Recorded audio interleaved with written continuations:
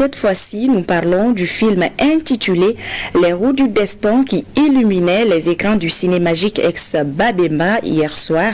Les roues du destin retracent le parcours d'un jeune homme pauvre appelé au combat malgré qu'il soit sorti major de sa promotion de l'école des mines. Et c'est un public des grands jours qui a effectué le déplacement pour suivre l'avant-première de cette œuvre. Le tout dans le strict respect des mesures barrières, nous dit Awama Kamara.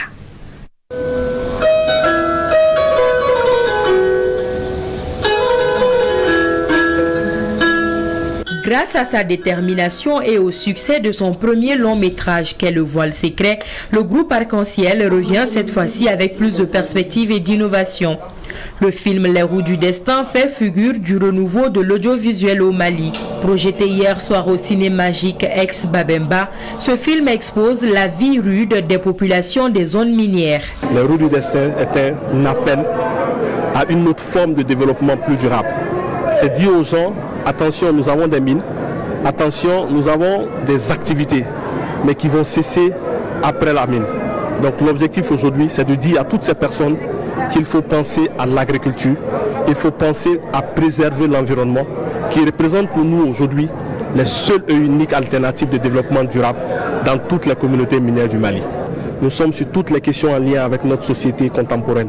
La question de la méchanceté, la question du népotisme, du favoritisme, la corruption, ce sont des sujets brûlants. Travailler et vivre sur un site minier demande beaucoup de sacrifices. Tourné à Kenyeba dans la région de Kaye, le film s'articule autour de la vie dans les mines. Un vrai sacerdoce qui demande de l'abnégation. Le fait que tout ce qui est autour de la mine, l'après-mine, le développement communautaire et ce genre de projets ont été magnifiés dans ce film et je pense que ça passe un très très bon message au niveau du Mali et puis le secteur en général.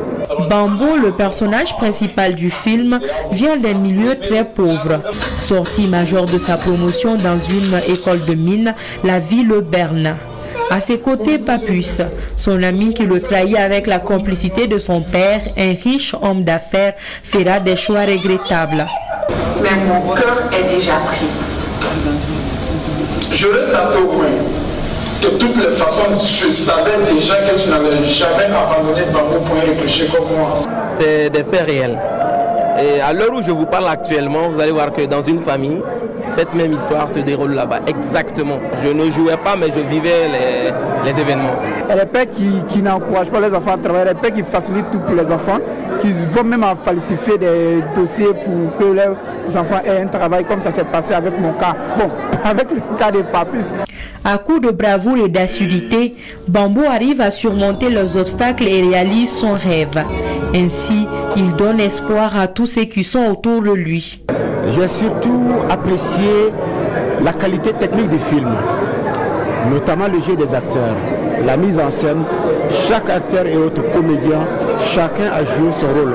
On a assisté à une très belle soirée et un film de très belle facture, une production qui pourra en tout cas marquer aussi le prochain FESPACO. Ça donne de l'espoir, donc je suis vraiment très heureux que pendant ces moments difficiles, les jeunes Maliens ont trouvé encore le temps, la capacité de montrer tout leur talent. Et vraiment, je m'en félicite. Durant 1h03, les cinéphiles venus nombreux ne se sont pas du tout ennuyés. C'est un film assez émouvant et riche en émotions.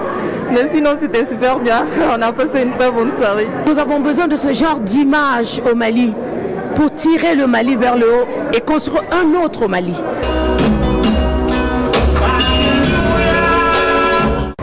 Les roues du destin, le miroir de la société malienne dépeint par le jeune réalisateur. Professionnels et cinéphiles sont tous rentrés avec leur petite idée.